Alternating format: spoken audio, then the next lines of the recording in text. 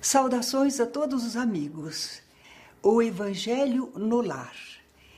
É uma prática espiritual que realmente é muito salutar, mas ela está acontecendo no movimento espírita não há tempos demais, talvez uns 20 anos.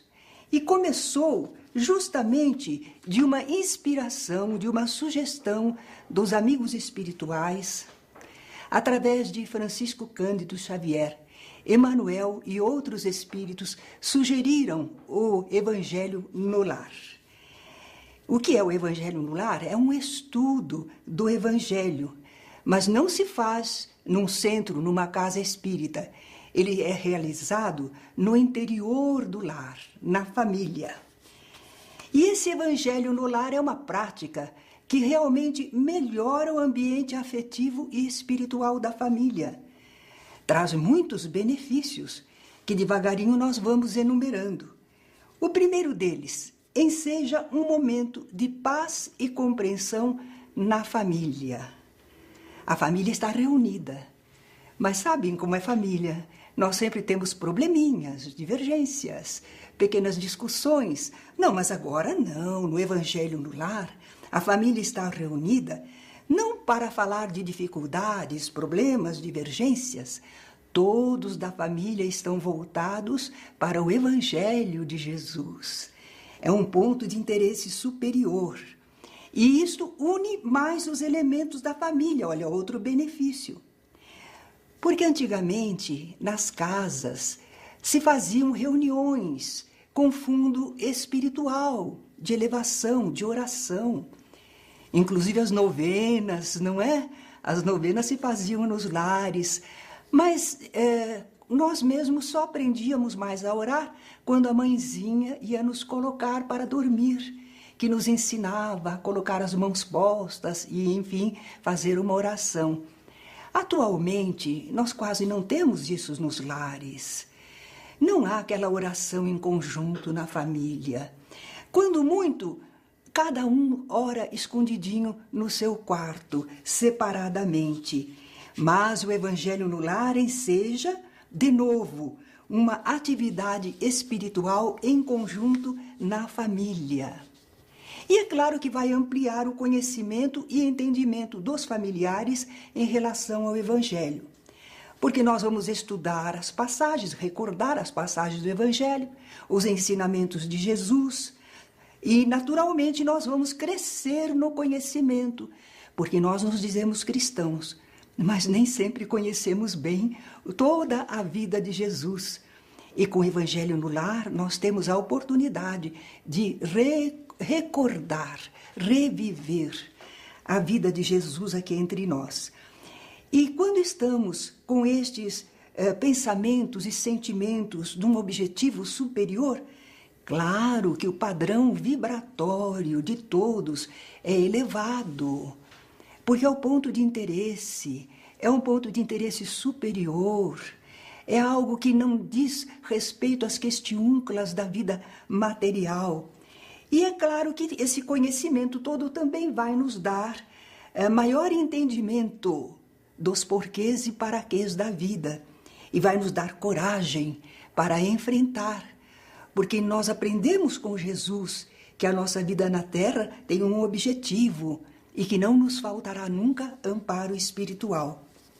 Outro benefício que o Evangelho no Lar traz é que ele higieniza o ambiente espiritual de todos nós.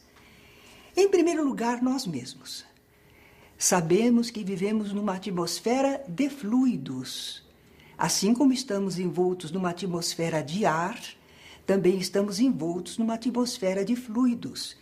E esses fluidos, eles são neutros, mas vão adquirir a qualidade dos pensamentos e dos sentimentos das pessoas.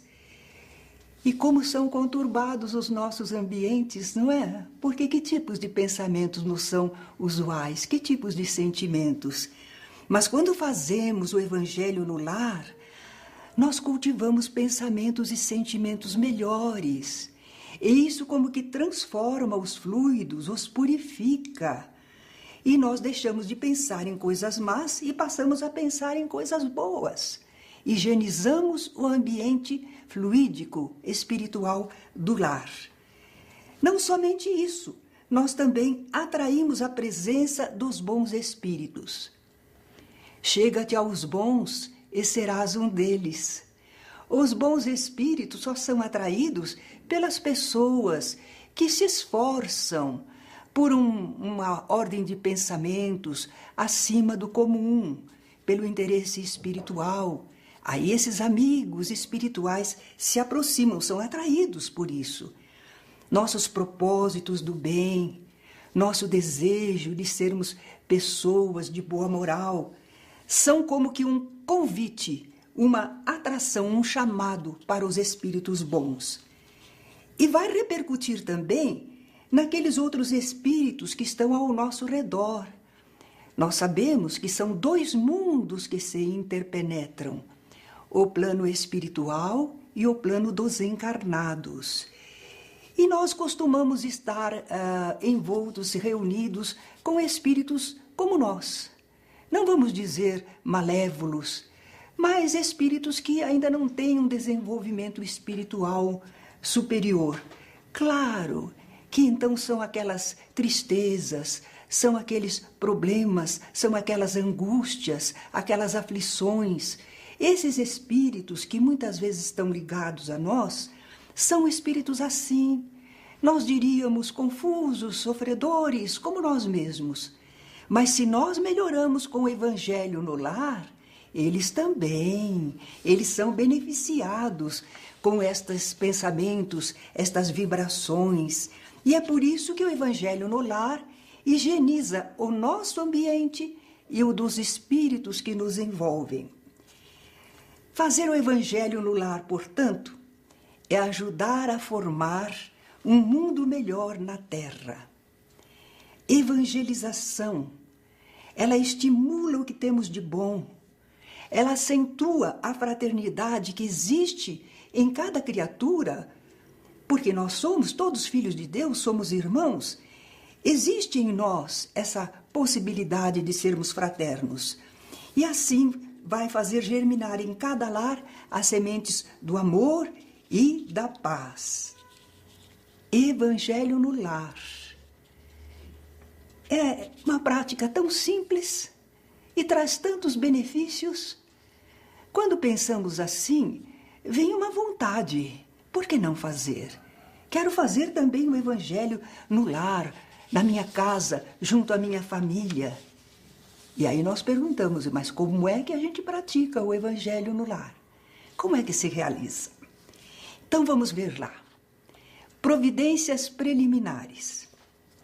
Temos de marcar um dia da semana e um horário. É porque é semanal apenas.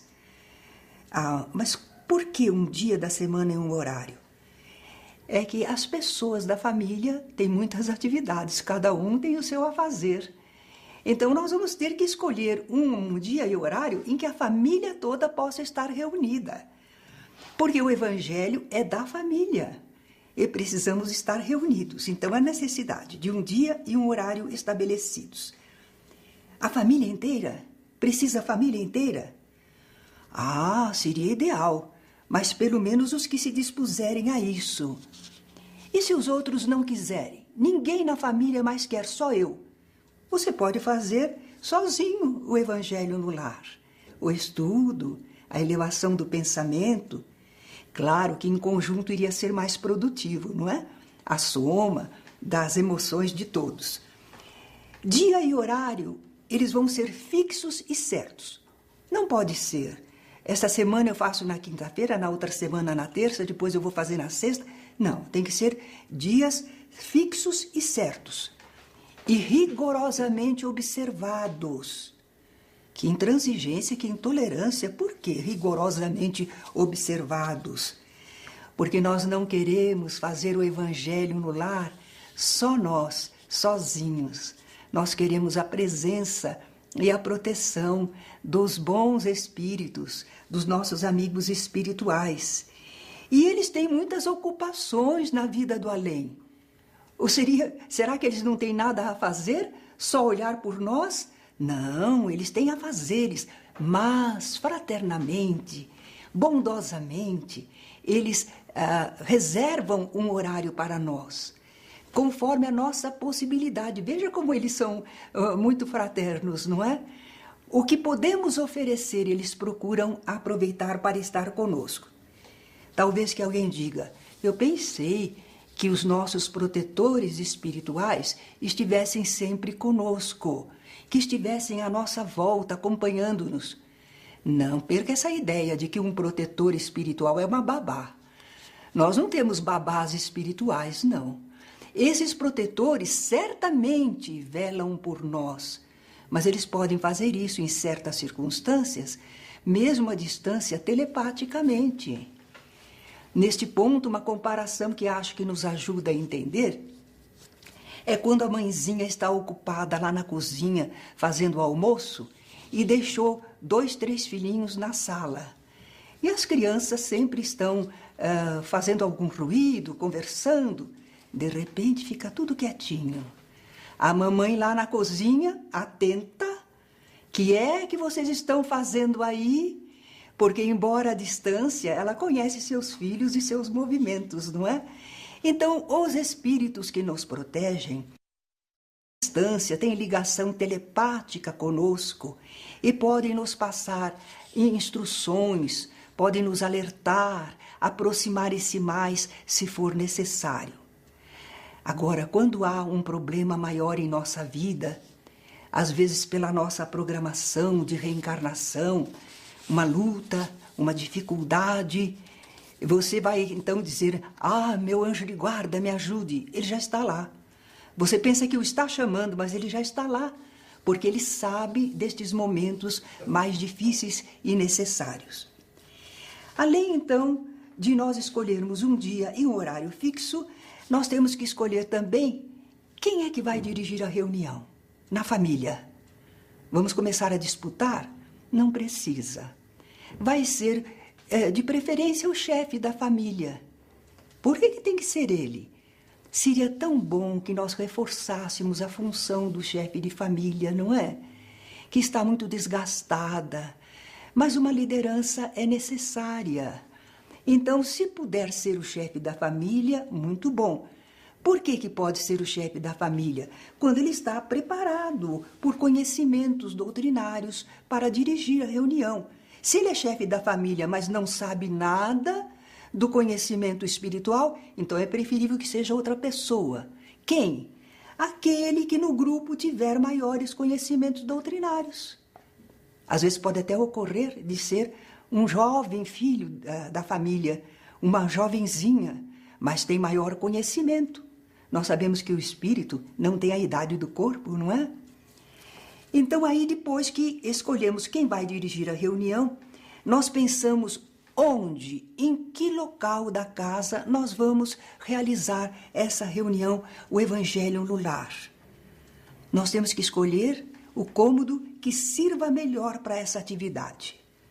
Aquele que oferece mais acomodação, quantas pessoas são, se ficam realmente bem acomodadas, se há assentos para todos. E também que não haja muitos ruídos e interrupções.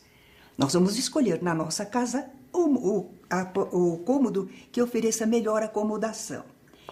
Por exemplo, não vamos, de preferência, se pudermos, não vamos pôr naquela sala que fica que dá para a rua, por causa dos ruídos da rua, as pessoas que passam conversando, os veículos, não vai ser talvez o mais adequado. Mas então na minha casa, se não for a sala, os quartos também não são adequados. Tem que ser na cozinha, na copa cozinha. Pode? Pode. Se tudo estiver limpinho, arrumado, não há problema nenhum, não é? E aí nós vamos estudar o Evangelho. Por qual livro? Qual é o livro adequado?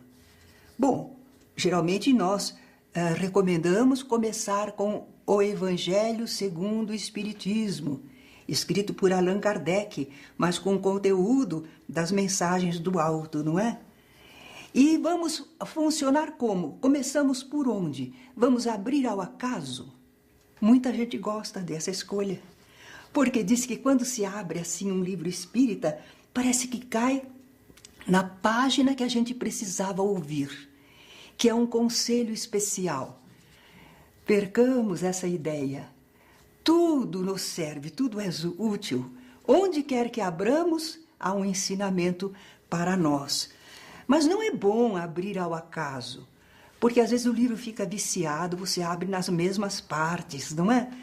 Para conhecer o livro todo, seria bom fazer uma leitura sequente, metódica. E quando chegar ao fim do livro, bom, aí nós podemos repetir. Porque você uma vez na vida escutou um ensinamento, não custa repetir. Ou então você escolhe um outro livro espírita, de comentários evangélicos. Mas eu preferia que fosse um estudo mediúnico, não pode, não? E eu gosto mais da ciência, que tal? Não é adequado. Porque nós estamos com o evangelho no lar, objetivando edificar moralmente. E a mensagem moralizante está no evangelho. Não é hora de outros estudos para nosso crescimento intelectual. Nós podemos fazer uma sugestão, além de O Evangelho segundo o Espiritismo. Na literatura espírita, há vários livros que se adaptam. Mas nós lembramos da Meimei, um espírito através do Chico Xavier. Ela escreveu Pai Nosso, ou Evangelho em Casa. São livros muito bons, com histórias que as crianças apreciam. E eu me permito também sugerir um livro meu, Parábolas que Jesus contou e servem para sempre. Estamos já com o aposento escolhido, estamos com o livro selecionado, e que mais que temos que pensar? Meia hora antes da reunião, vamos desligar rádio, televisão e outros aparelhos de som, de imagem. Por quê? Eu gosto tanto. Mas você está agitando sua mente. Você vai precisar da sua mente para esse evangelho no lar, sua mente calma, tranquila, limpa, preparada para receber a semeadura do evangelho. E se você está muito ativado na mente por estes meios de comunicação, você não vai conseguir essa serenidade. E ainda mais que a televisão, rádio, cada notícia, não é? É notícia preocupante, perturbadora, agitante. Mas nenhuma musiquinha não pode? Claro que pode. Suave, volume brando. Isso favorece o estudo, a prece, a vibração. E fluidificar a água? Que tal? Eu sei que a água pode ser fluidificada e que faz muito bem.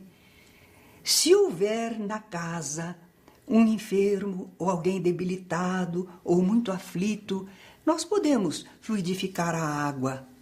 Essa água fluidificada, então, é especial para ele, somente para ele, e vai ser colocada num recipiente adequado e distribuída, oferecida a ele após a reunião. Os demais não precisam de água fluidificada. Nós estamos saudáveis. Geralmente, quando nós oramos assim, voltamos o pensamento para o mais alto, já os nossos fluidos são revigorados, tonificados, nós estamos abastecidos, não é preciso tomar copinho d'água fluidificada no Evangelho no lar. E aí a reunião começa, não é? Começa. Com a prece inicial, como é de praxe. Não fale isso sobre a prece. A prece nunca é de praxe. No mundo aqui fora é que nós temos certas fórmulas de praxe para iniciar reuniões. No nosso caso, a prece é funcional. Ela tem um propósito, um objetivo. Nós aprendemos na doutrina espírita que a prece é a elevação do pensamento ao alto. Isso que é prece. E nós estamos justamente elevando o pensamento porque nós queremos pedir assistência e proteção espiritual. É uma prece, não é uma formalidade. Ela é simples, sincera e breve. Não vamos fazer longa oração, não é? Ela é breve. De preferência, aquela prece que sai do coração, espontânea. Mas se não tiver condição para isso, pode dizer uma prece decorada. Só que quando disser a prece decorada, faça com sentimento, pensando naquilo que você está falando. Algumas pessoas acham que não oram porque não sabem falar bonito. Não, a prece não é uma questão de palavras bonitas. É uma questão de sentimento. Quem é que vai fazer? Por isso mesmo, se é tão simples, qualquer um poderá fazer a prece. Depois da prece, a leitura do livro, o trecho que foi selecionado. Não pode escolher um trecho muito longo, não, porque as pessoas vão se enfadar, a atenção decai, e nós queremos que as pessoas prestem atenção na leitura. Então deve ser um trecho pequeno. E aí nós vamos comentar sobre o que lemos. O que se entendeu? O que será que significa isso? O que é que você acha? Porque nós estamos querendo buscar o que Jesus está nos falando naquela mensagem, naquela passagem. Porque nós vamos querer aprender com o Mestre e aplicar na nossa vida diária. O Evangelho no lar, o estudo do Evangelho, é para orientação de nossa vida. É para orientar o nosso comportamento, a nossa conduta moral. Por isso mesmo, nós podemos fazer algumas recomendações a quem estiver dirigindo a reunião de Evangelho no lar. Deve colocar as lições comentadas ao alcance de todos os participantes, mesmo os de menor compreensão intelectual. Às vezes, na reunião, nós temos filhos menores. Às vezes está participando da nossa reunião em família um serviçal da casa, que não tem muita instrução. Então, nós vamos esclarecer a passagem, comentar a passagem. E vamos incentivar todos que também entrem nos comentários. Talvez que alguma pessoa ali diga, mas eu nem sei o que dizer, não é? Nós perguntamos, mas o que você acha? O que você pensou quando você escutou essa leitura? Aí a pessoa sempre terá alguma coisa para dizer. Nessas preces e leituras, nós podemos fazer um rodízio. Cada vez é um que lê, cada vez é um que faz a prece. Assim todos participam, não é? Durante o estudo, o comentário, vamos procurar que todos mantenham a conversação em cunho edificante apropriado. Evangelho no lar, família reunida, assuntos morais colocados, de repente, não é? Nós podemos descair na orientação. Um exemplo, foi abordado o caso de Maria Madalena, e muitos a têm como uma mulher adúltera, uma prostituta, e não é bem verdade. Ela era uma mulher dominada por 7 espíritos obsessores e Jesus a libertou. Mas quando se fala da mulher adúltera, naturalmente alguns começam a falar da prostituição e como anda no mundo e a política, porque que o governo não controla. Desviamos. Esse não é o propósito do Evangelho no lar. É nós nos abeberarmos dos ensinos, da orientação espiritual, não é? Outra coisa que não devemos é, diante de um ensinamento do Evangelho, alguém dizer para o outro, está vendo? Essa carapuça é para você. Nós estamos fazendo críticas pessoais, né? Às vezes, direta ou indireta, não tem importância, não convém. Porque aquelas pessoas da família, as pessoas que estão assistindo, se elas se sentirem criticadas no Evangelho no lar, elas não querem vir mais. Não é um ambiente de elevação do pensamento e de fraternidade. É uma reunião de acusação e elas se sentem desconfortáveis e aí nós perdemos o convívio da pessoa. Também não devemos falar em desdouro de religiões, grupos, pessoas. Aliás, o espírita já é orientado, não é? São graus de evolução, todas as religiões atendem à necessidade de cada pessoa no seu grau de evolução. Temos de respeitar os outros como queremos ser respeitados, não é? Então, evitemos falar em desdouro de religiões, grupos ou pessoas. E, claro, evitamos qualquer polêmica ou discussão. É um exercício, né, o Evangelho no lar. Um exercício de um comportamento melhor. Não é costumeiro em nós, mas é um bom exercício. E aí, finalmente, nós temos as vibrações. Pode ser que na família, pelo menos numa primeira vez, alguém não sabe o que é e vai precisar de uma pequena explicação. Que sempre que a gente está pensando, sentindo, a gente está vibrando, provocando efeitos na atmosfera fluídica que nos cerca. São vibrações. E com essas vibrações podemos beneficiar as pessoas também.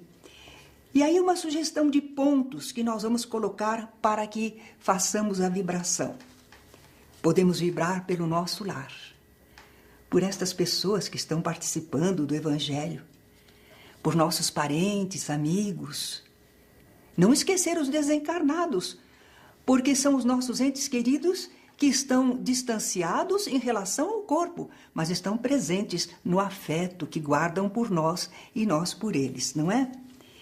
Podemos vibrar também para que o Evangelho seja implantado e vivenciado em todos os lares. Imaginaram o dia em que a humanidade toda se guiar pelo Evangelho? A Terra será um mundo bem melhor, não é? Vamos desejar que mais pessoas tenham essa oportunidade, conheçam essa possibilidade. Vamos vibrar também pela cura. Será que nós vamos obter a cura? Pelo menos a melhoria dos enfermos. Enfermos do corpo, enfermos da alma. Para que os seus sofrimentos sejam diminuídos. As vicissitudes, as lutas da vida sejam amenizadas, não é? Aí nós oramos por familiares, por conhecidos, pelos que estão hospitalizados. Vamos vibrar também, olha, outra sugestão, pelo entendimento fraternal entre todas as religiões. Eis um exercício bom para nós limparmos o coração de prevenções contra quem quer que seja no campo religioso, não é?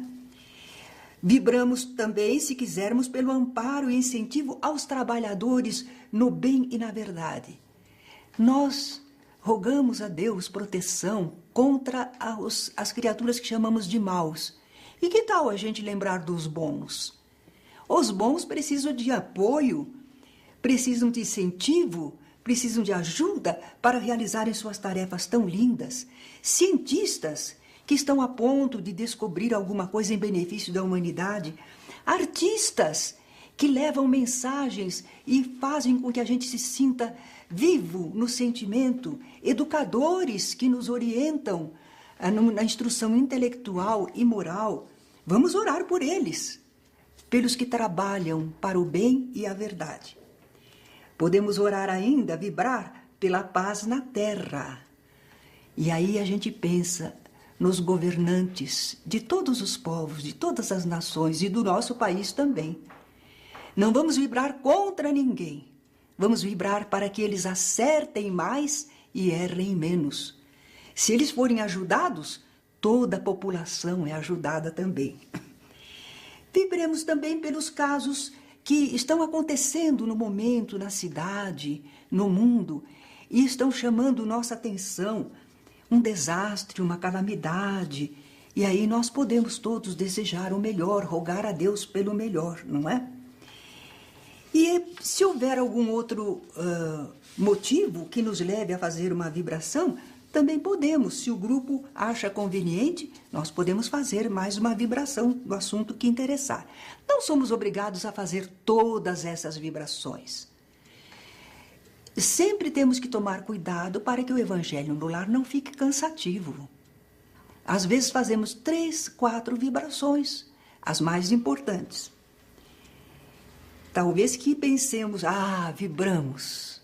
Vibramos sinceramente, vibramos com o coração, conseguimos. Não, nós conseguimos bons resultados, mas não que solucionemos todos os problemas. Não basta vibrar para que as coisas se modifiquem.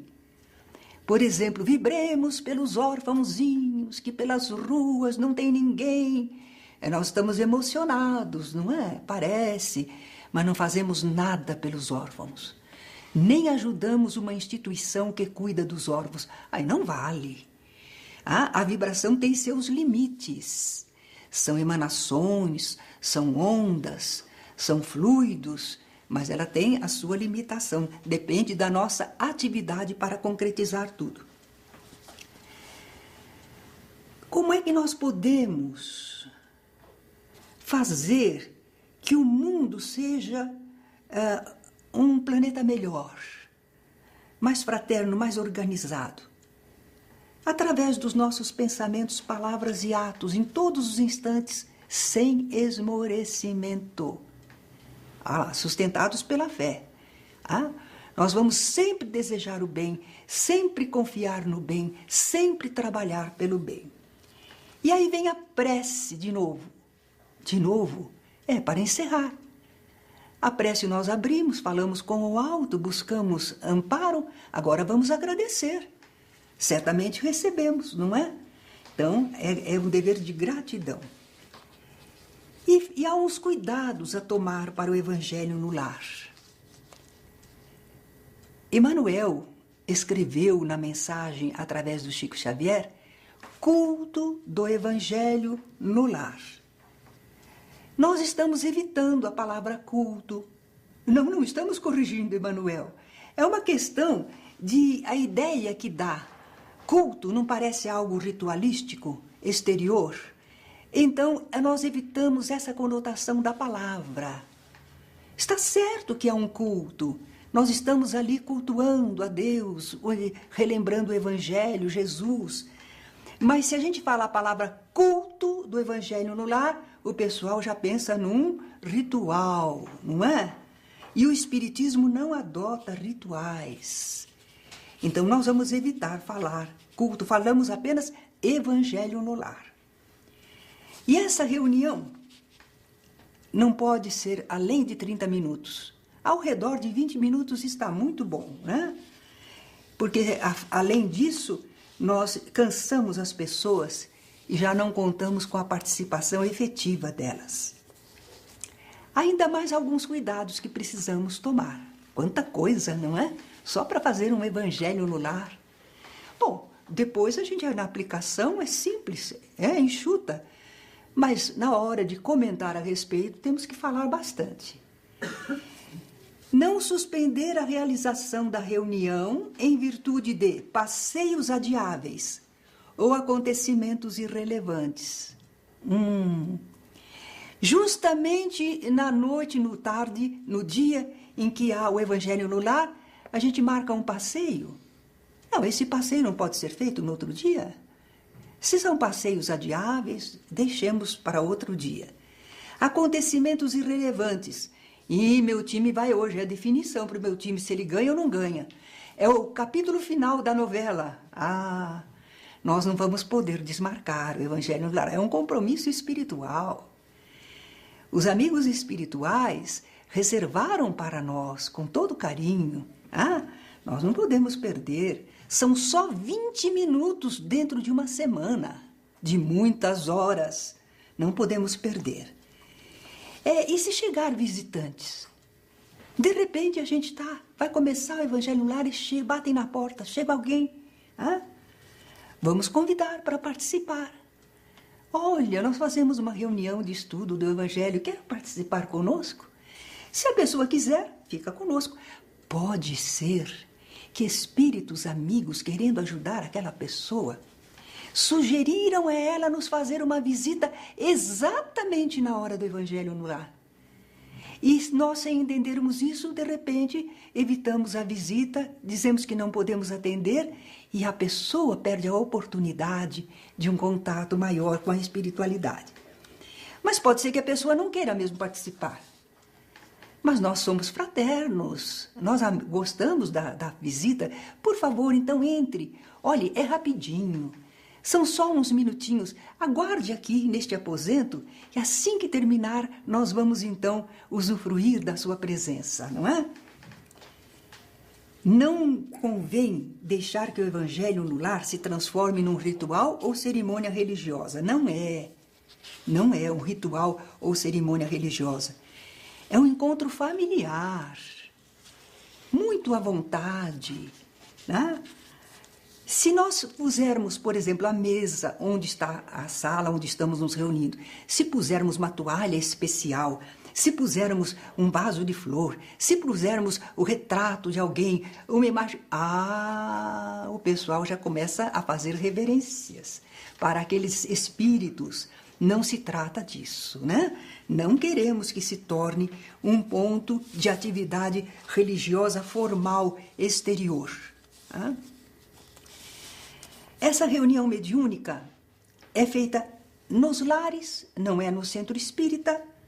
No centro espírita é o lugar apropriado para trabalhos espirituais, porque é a mesma comparação de uma casa de família com um hospital.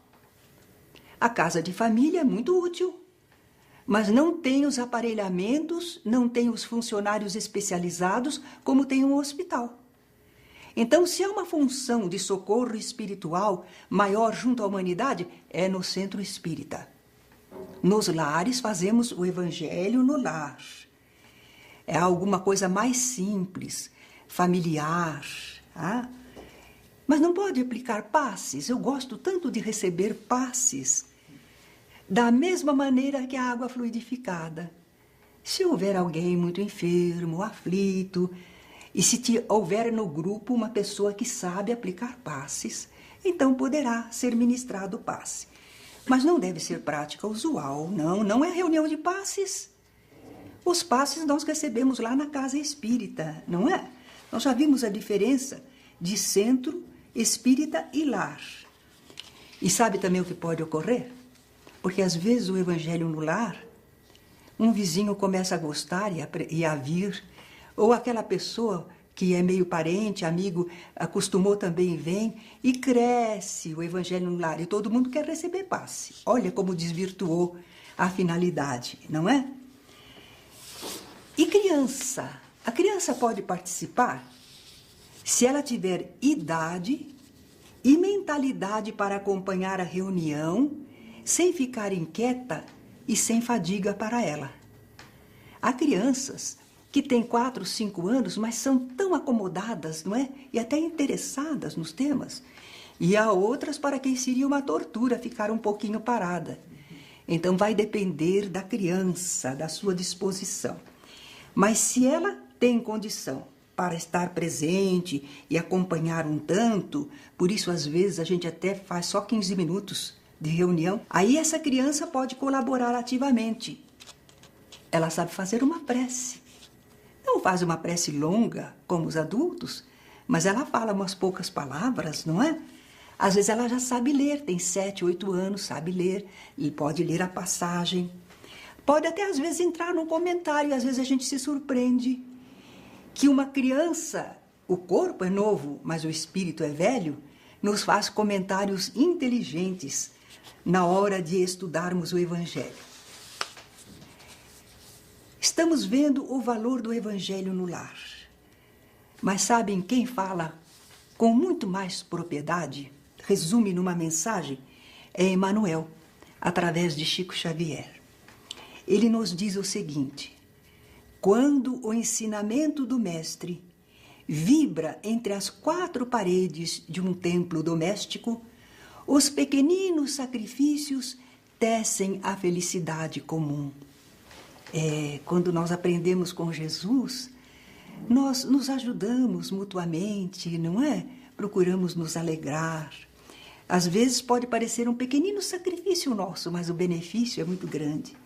A observação impensada é ouvida sem revolta. A observação impensada na vida familiar, de vez em quando, escapa alguma coisa da gente. A gente fala algo que pode ferir os nossos familiares.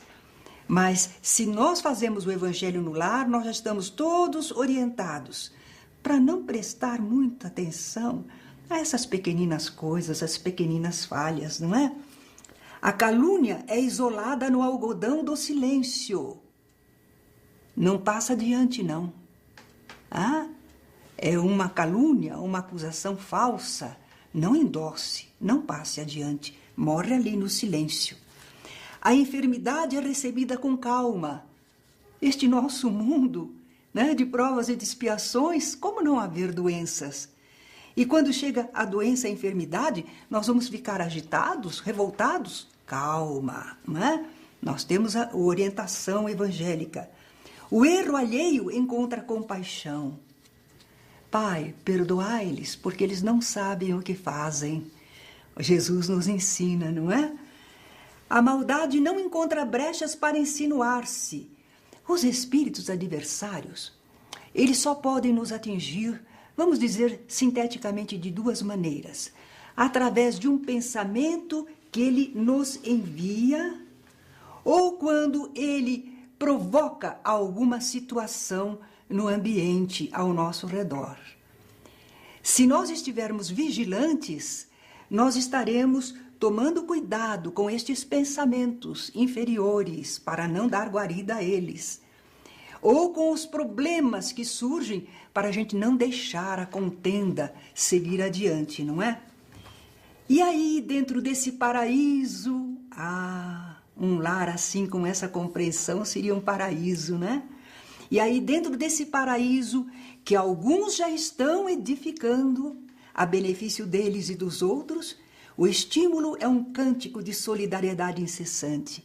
A bondade é uma fonte inexaurível de paz e de entendimento. A gentileza é a inspiração de todas as horas.